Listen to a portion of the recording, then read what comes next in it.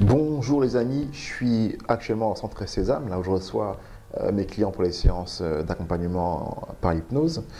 J'avais un peu de temps, donc je me suis dit que j'allais vous faire une petite vidéo qui va durer pas très longtemps, dans laquelle on va parler de la différence entre culpabilité et responsabilité. Alors quand on commence dans le développement personnel, ou même dans le bien-être en général, il y a une notion qui est importante, c'est qu'on doit prendre conscience qu'on est responsable de sa vie, que ce n'est pas aux autres de décider pour nous et qu'on n'est pas en fait juste des victimes des autres.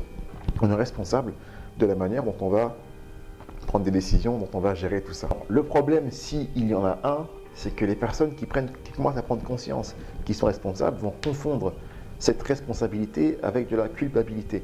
C'est-à-dire qu'au lieu de se dire j'ai la chance de prendre conscience que je suis responsable, ils vont commencer à se flageller derrière, à se dire c'est de ma faute, c'est de ma faute, c'est de ma faute. Oui, c'est de ta faute.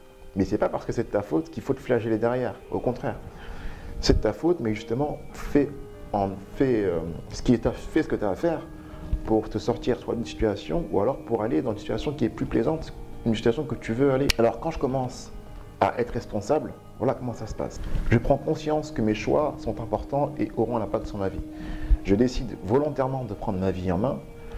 J'ai conscience que tout ce que je vais faire va aller dans mon sens ou pas dans mon sens. Et j'ai conscience de la manière dont je peux agir. Là, je suis responsable. Et très important, je prends conscience surtout que je ne suis pas parfait.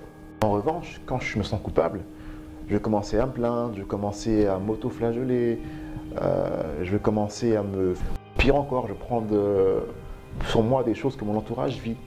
Et ça peut aller très loin parce que ce qui va se passer, c'est qu'à force, on va avoir une baisse d'estime de soi et jusqu'à pouvoir aller jusqu'à la dépression finalement. Alors les conseils que je vous donne, premièrement, prenez le temps de vous observer. Prenez le temps de regarder ce que vous faites, ce que vous avez fait et ce que vous voulez faire. Mais surtout, prenez le temps de regarder ce que vous avez déjà fait. Regardez ce qui vous manque pour atteindre votre objectif. Le deuxième conseil, c'est soyez indulgent avec vous-même. Alors indulgent, ça ne veut pas dire soyez laxiste. Quand vous faites une connerie, soyez sûr qu'il va y avoir des conséquences négatives. Et prenez la responsabilité de tout faire pour ne pas avoir des conséquences négatives. Et même mieux, prenez la responsabilité de tout faire pour avoir que des résultats positifs. Également, donnez-vous au départ surtout des objectifs facilement atteignables, que vous pouvez avoir facilement.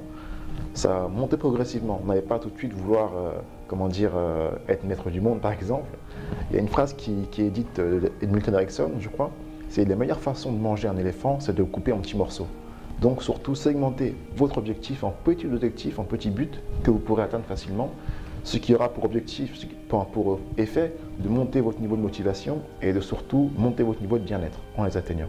Très important, prenez le temps d'apprendre de vos erreurs. Si vous avez raté, posez-vous, demandez-vous pourquoi j'ai raté, pourquoi j'ai échoué et surtout comment je peux faire pour ne plus échouer. C'est très important de prendre le temps d'apprendre de ces erreurs. C'est que comme ça qu'on peut avancer. Une dernière chose, mais pas des moindres, pardonnez-vous. Pardonnez-vous si vous avez raté, pardonnez-vous si vous avez redoublé, si vous avez été plaqué, pardonnez-vous. Rappelez-vous que personne n'est parfait. Donc voilà, si cette vidéo vous a plu, n'hésitez pas à la partager, à laisser un petit commentaire, à laisser un petit like. Ça fait toujours plaisir. Si vous voulez, pensez à vous abonner à ma chaîne YouTube ou alors à ma chaîne Facebook Libre Hypnose. Et voilà, je vous dis à très bientôt pour une prochaine vidéo.